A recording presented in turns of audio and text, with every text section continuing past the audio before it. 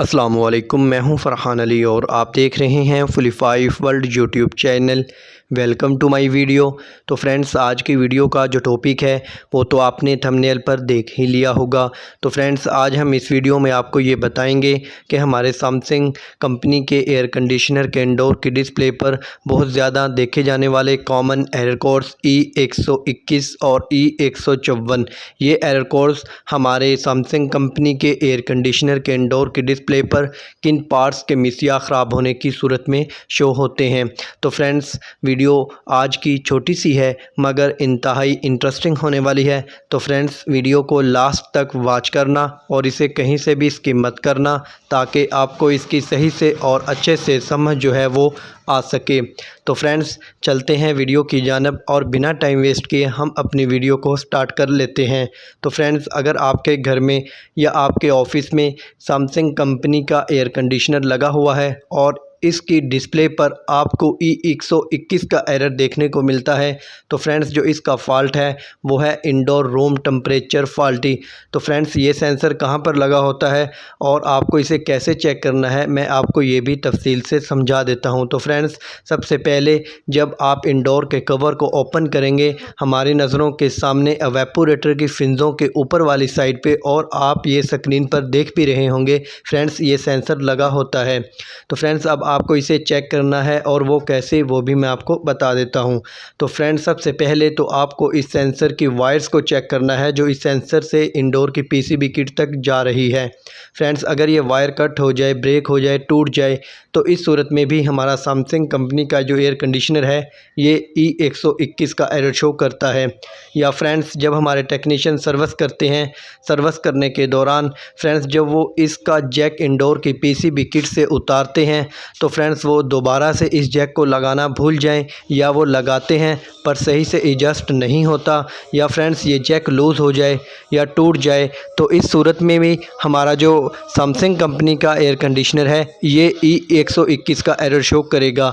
या फ्रेंड्स ये sensor short हो जाए, वर्किंग के काबिल ही ना रहे, तो इस सूरत में भी ये E121 का एरर है जो शो करता है। तो फ्रेंड्स, जब आप इसके तमाम पार्ट्स को अच्छे से चेक कर लेंगे तो फ्रेंड्स जो भी आपको फॉल्ट ट्रेस होगा आप उसे रिपेयर करेंगे, तो इस तरह हमारा जो एयर कंडीशनर है ये E121 का एरर देना बंद कर देगा। तो फ्रेंड्स, अभी वीडियो को स्किप नहीं करना, अभी तो काफ़ी बातें आपसे मैंने शेयर करनी है। तो फ्रेंड्स, एक और ऐसी मिस्टेक है जो अक्सर हमारे टेक्नीशियन करते हैं और जिससे हमें काफ़ी ज़्यादा नुकसान का सामना करना पड़ता है, वो ये है कि फ्रेंड्स जब हमारे टेक्नीशियन इस जैक को उतारते हैं, इस जैक को उतारते वक्त फ्रेंड्स वो जैक के जो लॉक होते हैं इनको ओपन ही नहीं करते, पीछे से वायर्स पकड़कर खींच लेते हैं।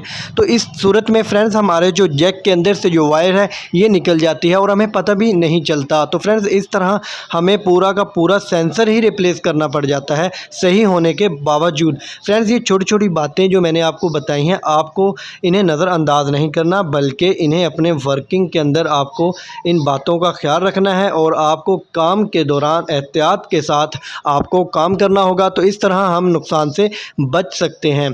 तो फ्रेंड्स, अगर ये सेंसर शॉर्ट हो तो आप इस सेंसर को रिप्लेस कर दें, या आप इसकी सेंसर भी ठीक है, जैक भी ठीक है, सब तमाम चीज़ें ठीक हैं, तो नेक्स्ट जो फॉल्ट फ्रेंड्स हो सकता है वो इसके इंडोर की जो पीसीबी किट है इसमें फ़ॉल्ट आ सकता है। तो फ्रेंड्स, फिर आप इसके इंडोर की जो पीसीबी किट है आप इसको रिपेयर कर लें या आप इसके टेक्नीशियन से इसे रिपेयर करवा लें। तो इस तरह हमारा जो सैमसंग का एयर कंडीशनर है आपको इसके इंडोर की डिस्प्ले से E121 का एरर रिमूव होता नज़र आएगा जब आप इसके फॉल्ट को ट्रेस करके उसे रिपेयर कर लेंगे। हाँ, तो फ्रेंड्स जो नेक्स्ट एरर है वो है E154। E154 का एरर अगर आपको सैमसंग कंपनी के इंडोर की डिस्प्ले पर देखने को मिलता है तो फ्रेंड्स जो इसका फ़ॉल्ट है वो है इंडोर फ़ैन मोटर फॉल्टी। तो फ्रेंड्स, इसका मतलब ये है कि हमारे एयर कंडीशनर यूनिट में जो इंडोर होता है, इंडोर यूनिट में जो फ़ैन मोटर लगी होती है जिसे हम ब्लोअर मोटर भी फ्रेंड्स कहते हैं, अगर इस ब्लोअर मोटर में कोई ख़राबी आ जाए तो फिर हमारा हमारा जो सैमसंग कंपनी का एयर कंडीशनर है ये E151 का एरर शो करने लग जाता है। तो फ्रेंड्स आपको इसकी फ़ैन मोटर को चेक करना होगा। तो फ्रेंड्स फ़ैन मोटर को चेक करने के लिए आपको इंडोर यूनिट को इसके पार्ट्स को खोलना होगा ताकि आप इसकी फ़ैन मोटर को चेक कर सकें। तो फ्रेंड्स जब आप इसकी फ़ैन मोटर की वायर्स को देखेंगे, अगर इन वायर्स में कोई वायर्स डिस्कनेक्ट हो जाती है या कोई वायर्स कट हो जाए, ब्रेक हो जाए, टूट जाए, तो फ्रेंड्स ये वायर्स जो फ़ैन मोटर से इंडोर की पीसीबी किट तक जा रही होती हैं। तो फ्रेंड्स आपको इन्हें अच्छे से चेक करना होगा। तो इनमें अगर कोई वायर लूज़ हो चुकी हो या डिस्कनेक्ट हो या कट हो गई हो तो आप उसे सेट कर दें। तो इस तरह भी हमारा जो एयर कंडीशनर है वो E151 का एरर देना बंद कर देगा। तो फ्रेंड्स अगर ये वायर्स भी ठीक हैं लेकिन फिर भी E151 का एरर शो होता है तो फिर फ्रेंड्स जो इसमें पीसीबी किट लगी हुई है, इस पीसीबी किट में जो इंडोर फ़ैन मोटर के जो जैक लगा हुआ है, फ्रेंड्स अगर ये जैक टूट जाए, लूज़ हो जाए या ये जैक सही से एडजस्ट ही ना हुआ हो तो इस सूरत में भी हमारा जो सैमसंग कंपनी का एयर कंडीशनर है ये E151 का एरर शो करेगा। या फ्रेंड्स ये जैक भी लगा हुआ है और इसकी वायर्स भी ठीक हैं लेकिन फिर भी हमारा सैमसंग कंपनी का जो एयर कंडीशनर है ये E151 का एरर देने लग गया है।